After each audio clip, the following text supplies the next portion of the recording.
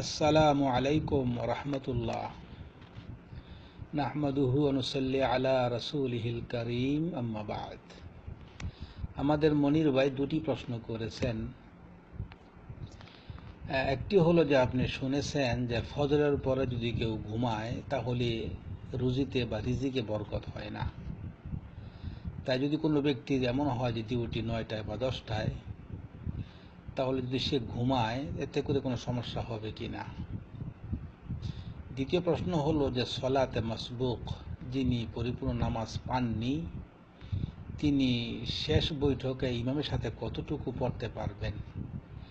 জাযাকাল্লাহু খাইরান। গুরুত্বপূর্ণ দুটি প্রশ্ন। এমনভাবে বলবো যেমনটা আপনি শুনেছেন যে ফজরের পরে ঘুম যাওয়া, এমনিভাবে এমন বিধান আরও এসেছে, যেমন ঈশার আগে ঘুম যাওয়া এবং ঈশার পরে বেহুদা গল্প গুজব করা, এগুলো নিষেধ এসেছে। যেমন হাদিস, নাহা রাসূলুল্লাহ সাল্লাল্লাহু আলাইহি ওয়াসাল্লাম আনিন নাওমি ক্বাবলাল ইশাই ওয়া আনিল হাদিসি বা'দাহা, যে আল্লাহর রাসূল সাল্লাল্লাহু আলাইহি ওয়াসাল্লাম নিষেধ করেছেন ঈশার আগে ঘুম যেতে এবং ঈশার পরে গল্প গুজব করতে। তো বলবো যে এগুলো অবশ্যই বিধান, তবে এগুলোর ক্ষেত্রে কথা হলো যে যদি এক্ষেত্রে প্রয়োজন থাকে সেগুলো ভিন্ন বিষয়।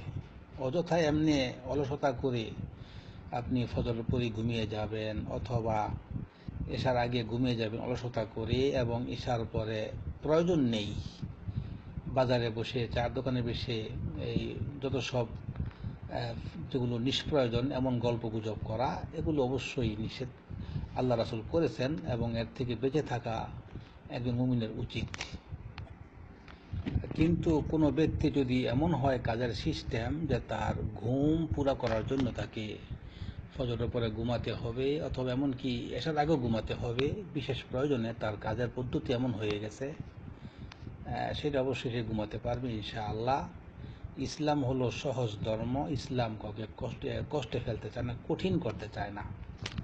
এমনিভাবে যদি কোনো ব্যক্তি ঈশার পরে তার কাজ থাকে অথবা কোনো ব্যক্তি ঈশার পরে দ্বীনের তালিম দেয়, ওয়াজ নসিহত করে, সেটা অবশ্যই নিষেধ নয়। কিন্তু কোনো কাজ নেই, আপনার জন্য উচিত হবে, আমার জন্য উচিত হবে ঈশার পরে শুয়ে যাওয়া, যাতে করে তাহাজ্জুদ পড়তে সহজ হয়, ফজর পড়তে সহজ হয়। কিন্তু আপনি তাহাজ্জুদ দূরের কথা, ফজর পড়ারও কোনো অন্তরে নিয়ত নেই। অতএব আপনি ঈশার পরে চার দোকানে বসে যদি গপ্প গুজব করেন, এটা অবশ্যই ভালো নয়, এবং আল্লাহর রাসূল সাল্লাল্লাহু আলাইহি ওয়াসাল্লাম এমনটাই নিষেধ করেছেন। তাই বলবো যে বান্দার উপরে কাজ করা তার রিজিকের জন্য এটাও জরুরি, কেননা তার উপরে দায়িত্ব আছে তার পরিবারের, সে তাকে কাজ করতে হবে, এবং ঘুম আল্লাহ পাকের একটি বড় নিয়ামত, যেটা তার শরীরের হক, তাই এটাও পুরো করতে হবে। তাই বলবো যেটা আপনি উল্লেখ করেছেন, যদি কাজের রুটিন এমন হয় যার ফলে তাকে ফজরের পরে ঘুমাতে হবে, এমনকি এসার আগে একটু ঘুমাতে হবে, সেটা সে ঘুমাতে পারবে ইনশাআল্লাহ। এটা ইনশাআল্লাহ অবশ্যই নিষেধের আওতায় পড়বে না। আর দ্বিতীয় প্রশ্ন আপনার, যদি আপনি মাসবুক হন অর্থাৎ পুরা জামাত পাননি, তাহলে আপনি ইমাম সাহেবের সাথে সব পড়ে নেবেন, তাহিয়াতু, দরুদ এবং দোয়া সব পড়ে নেবেন। এমনকি যদি এমন হয় যে আপনার যেগুলো নির্ধারিত, যেমন তাশাহুদ, দরুদ এবং দোয়ায়ে মাসুরা যেটা আমরা বলি, এটা শেষ হলে যদি আরো কিছু সময় থাকে, ইমাম সাহেব সালাম ফিরাচ্ছেন না, সেখানেও আপনি দোয়া করবেন, কেননা ইমামে এখানে দোয়া করার কথা এসেছে। আপনার প্রশ্নটা এই জন্যই জেগেছে যেহেতু আমরা 4 রাকাত বা 3 রাকাত বিশিষ্ট নামাজের প্রথম বৈঠকে শুধুমাত্র তাশাহুদ পড়ে থাকি। কিন্তু বলবো যে প্রথম বৈঠকে 2 রাকাতের পরেও কোনো বান্দা তাশাহুদের পর সে দোয়া করতে পারে, অনুমতি রয়েছে।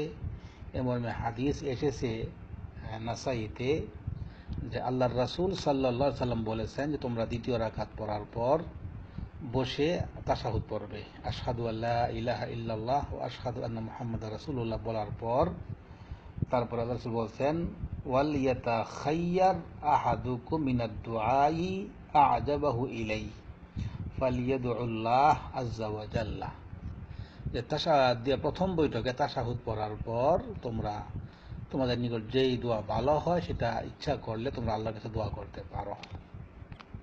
তাই বলবো, যে ব্যক্তি পুরা জামাত পায়নি সে শেষের বৈঠকে ইমাম সাহেবের সাথে সময় যা পাবে সে পড়বে। তাশাহুদ পড়ার পর, দরুদ পড়ার পর, দোয়া পড়ার পর সে আরো দোয়া পড়তে পারবে, যেগুলো কোরআন সুন্নাহ সমর্থিত দোয়া। আশা করি বুঝতে পেরেছেন। জাযাকাল্লাহু খাইরান।